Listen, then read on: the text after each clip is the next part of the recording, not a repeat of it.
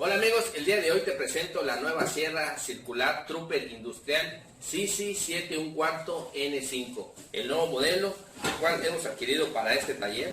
Es una sierra de 1900 watts de potencia, 127 voltios, nos trae de regalo un disco de 5 octavos de arbor y entre las mejoras que trae este modelo nos trae el accesorio para lo que es el aspirado, un botón de seguridad, el cual no nos traía la marca anterior.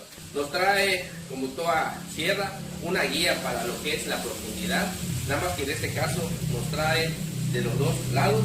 Nos tiene terminaciones, todo lo que es la sierra de color negra con terminados de aluminio, con una bonita zapata o una bonita base de 20 centímetros de ancho.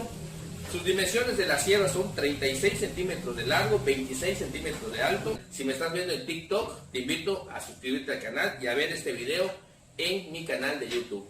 Gracias amigos y hasta la próxima.